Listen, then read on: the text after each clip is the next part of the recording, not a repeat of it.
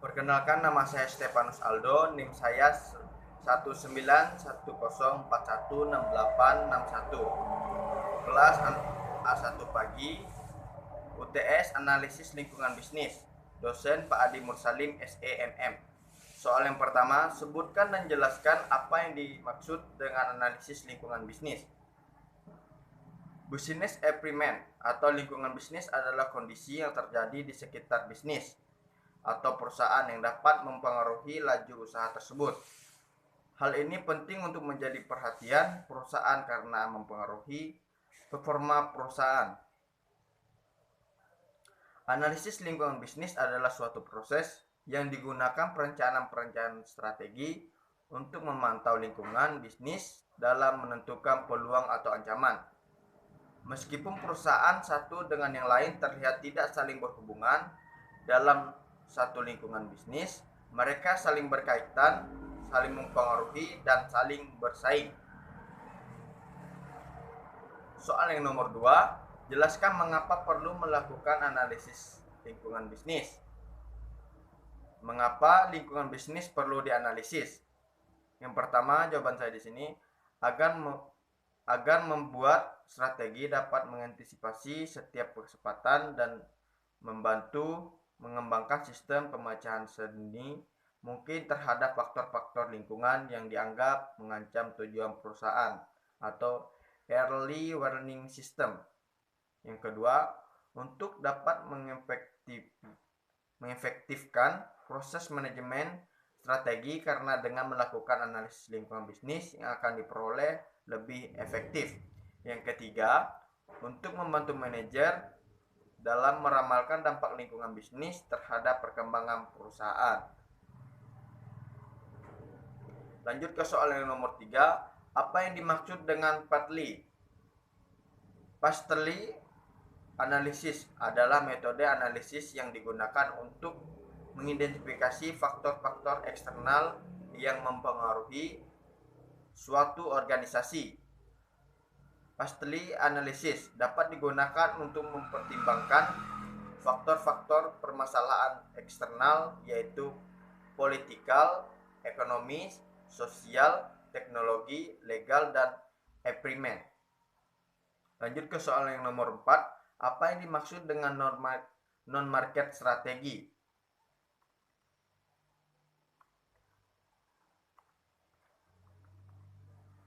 Perkembangan lingkungan bukan pasar mempengaruhi kinerja pada sejumlah dimensi. Dalam industri otomotif, standar emisi dan ekonomi bahan bakar mempengaruhi penelitian dan perkembangan, desain, produksi, penetapan harga, dan pemasaran. Peraturan dan kewajiban akan menjaga keselamatan standar yang sudah ditetapkan pemilik efek yang luas bagi dunia bisnis.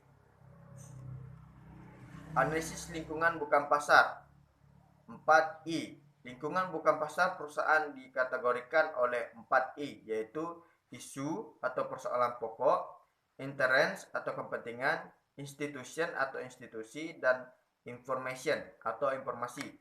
Yang pertama, isu adalah unit dasar analisis dan fungsi atau fokus dari tindak non-pasar dengan menggunakan industri, bioteknologi, pertanian sebagai contoh isu-isu bukan pasar. Utama adalah perumusan kebijakan peraturan untuk makanan, rekayasa, hayati, dan reaksi publik terhadap makanan tersebut. Selanjutnya, interest, kepentingan, mencakup individu dan kelompok dan proporsi tentang atau kepentingan masalah. Kepentingan utama adalah perusahaan bioteknologi, pertanian, kelompok kepentingan dan aktivitas yang peduli tentang masalah bioteknologi dan masyarakat.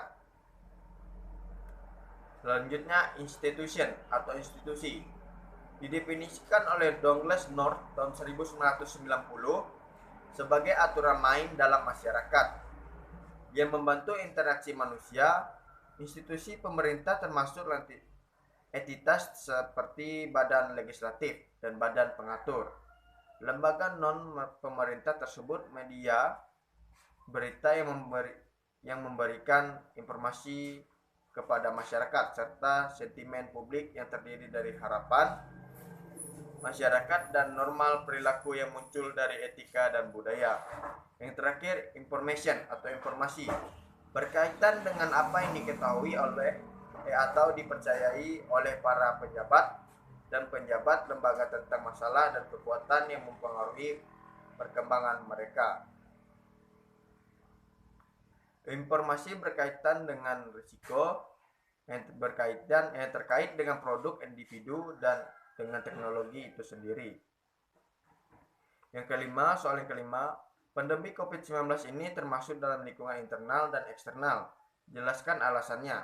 Bagaimana pengaruh pandemi COVID-19 terhadap bisnis di Kalimantan Barat secara umum dan Pontianak khususnya. Virus corona menjadi salah satu faktor eksternal yang akan menghambat pertumbuhan ekonomi di Indonesia. Seperti diketahui, Cina menjadi pusat penyebaran virus yang telah menginfeksi lebih dari 40.000 jiwa di seluruh dunia. Dampak COVID-19 terhadap perekonomian di Kalimantan Barat. Pertumbuhan ekonomi terhambat, aspek impor sulit diakses, aspek investasi atau aliran investasi tertahan, aspek pariwisata, kunjungan pariwisata turun, sektor pertanian terbatas aktivitasnya, proyek infrastruktur tertunda, turunnya produksi sektor industri, turunnya daya beli, UKM menjadi lesu atau mengalami kebangkrutan,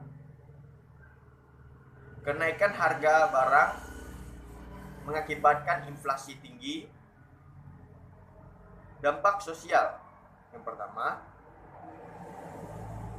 perempuan kerap menanggung dampak ganda yang mengandung atau menyesuaikan akal sulit ke dokter.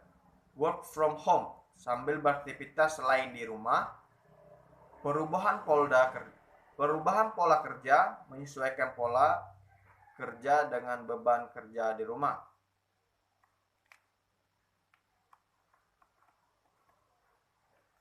Pontianak Kompas. Perekonomian Kalimantan Barat masih tumbuh positif sebesar 2,47% triwulan 1 sampai tahun 2020 di tengah pandemi COVID-19. Meskipun demikian, pertumbuhan tersebut terendah pada periode yang sama selama beberapa tahun terakhir.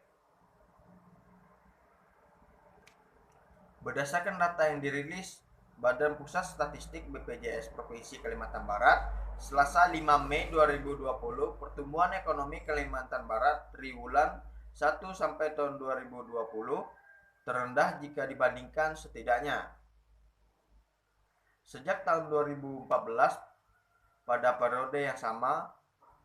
Selama periode 2014 hingga 2019, jumlah penduduk miskin di Kota Pontianak berstruktur dari tahun sebesar 30,93 ribu jiwa pada tahun 2014 meningkat selama 2 tahun berturut-turut.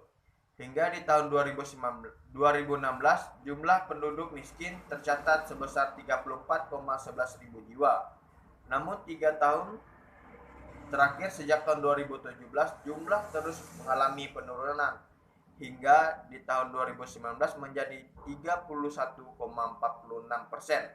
atau 4,88%. Penduduk Kota Pontianak yang hidup di bawah garis kemiskinan. Pandemi COVID-19 diprediksi akan memberikan dampak luar biasa pada sektor-sektor seperti kinerja perdagangan, nilai tukar, aktivitas bisnis akan menurun drastis.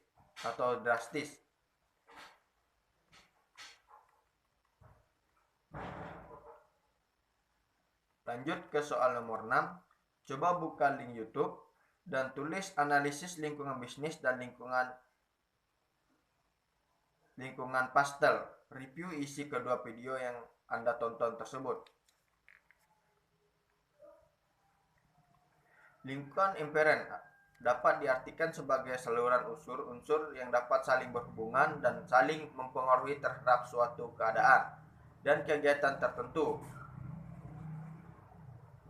Lingkungan terdiri dari unsur fisik atau tangible dan non-fisik.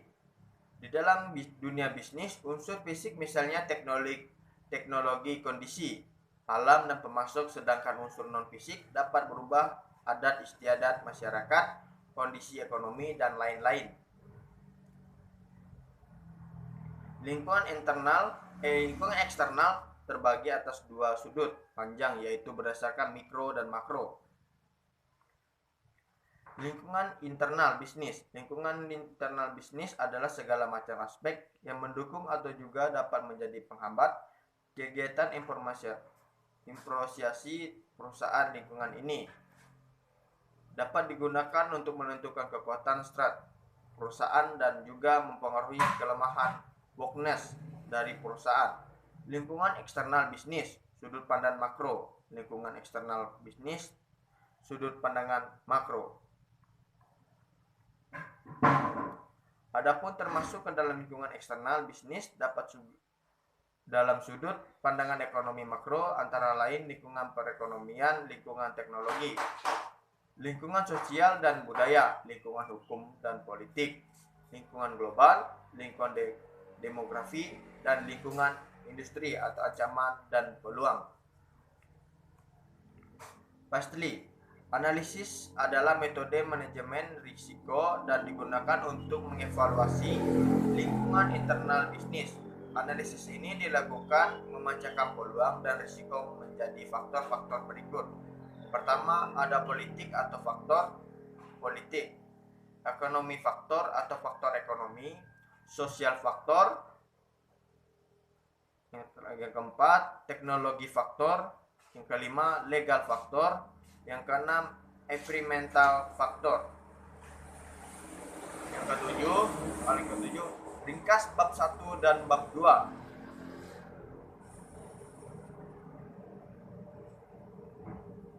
Analisis lingkungan bisnis. Lingkungan bisnis eksternal ini terjadi lebih banyak